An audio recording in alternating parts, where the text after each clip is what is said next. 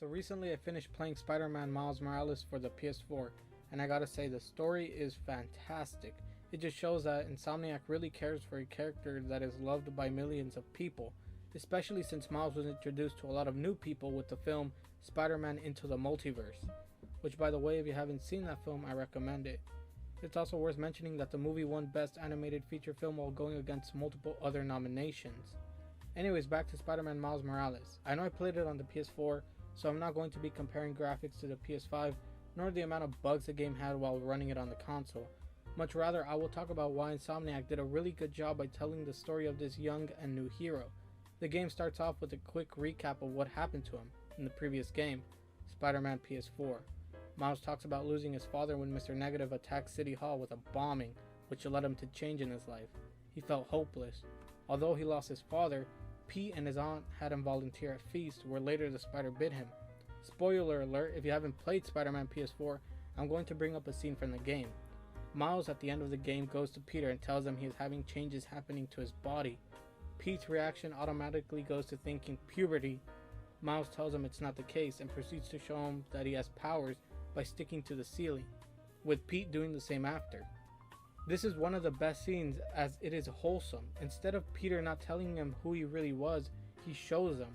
Then our game begins with Miles not swinging through the city, but instead taking the subway to Harlem, where he moved. He gets a message from his mother asking him to get groceries for her. He walks up the stairs and starts listening to music and is enjoying his life as any teen should. As he is walking, he stumbles onto a mural that is being painted, with a huge Spider-Man on it. Miles stops to ask if they were going to paint him onto the wall, which the answer by the painter was sort of like a maybe, perhaps, but it still shows that people don't know who this new Spider-Man is. He then asks for directions to a specific store he is supposed to go to. As he is heading towards it, he receives a message from Pete telling him a cargo is being shipped to a prison. This is where his responsibility comes to play. He now faces two options: A, go get the groceries, or B, go and help Pete. He of course chooses option B. This scene is sort of similar to Spider-Man's PS4 introduction, where Peter has to decide whether to pay his rent or go after Fisk. Miles has to go through the same things as Pete still goes through, while being a hero, which is called responsibility or consequence. We see Miles let the prisoners run off as Pete calls him for backup to calm the beast Rhino from causing more destruction.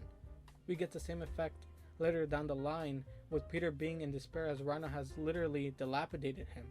Peter tells Miles to run, but Miles decides not to, and instead stands up for his mentor.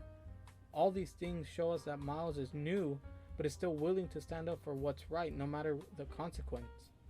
He now has the gift of becoming someone better, not just for his neighborhood, but for himself, after the loss of his father. This game is what Spider-Man should be. A hero who is clumsy at first, but no matter how many times he falls, he still gets back up. As we keep playing the game, we're introduced to two villains, of course being Roxxon and the Tinkerer. The Tinkerer, who happened to be Miles' best friend, aka Finn, was behind the mask. I already knew it was her once Mrs. Morales asked her a question about her brother. She gave like some iffy body language. We see that later in the game the Tinkerer is after Roxxon for the murder of her brother. Her brother, known as Rick, invented this clean energy source called Nuform. Nuform was supposed to change the world, but instead was causing people who were near it to become sick. Rick was one of them. Him and Finn tried to shut it down, but Simon Krieger stopped him, which he then was encaged with the Nuform reactor and died. Finn had suffered a loss and was out for revenge, so she partnered with the Underground to accomplish her goal. Miles tries to stop her from doing something she might regret, and she ignores him as she is full of grief. Miles shows Finn he is Spider-Man, as his intention was to help her. Miles understands what she is going through, as he too lost someone he loved.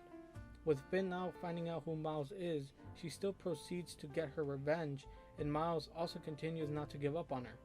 Miles was facing a friend that he dearly loved, both of them going up against one another for something they believed was right in their own perspective. But of course, we all know that Miles knew what to do. He knew what responsibility and consequence looked like. After every beatdown he got from Finn, Miles still got back up. After every fall, he still got back up. Miles went through so much without his mentor and became a better person and Spider-Man. He became aware that he will face anyone with a mask on, villains, friends, and even family, but will always keep moving forward. this game was not good because it runs amazing on the new console, or the fact that you can experience it in fidelity mode. It was amazing because Insomniac was able to capture the story of this new hero. It was able to share his experiences and new abilities he learned throughout the game.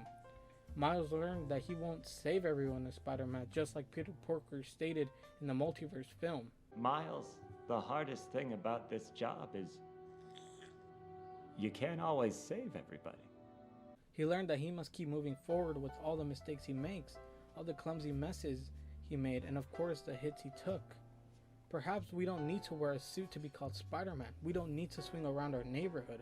All we need is the ability to understand the consequences and responsibility of our own actions, like MJ said. But in our own way, we are all Spider-Man.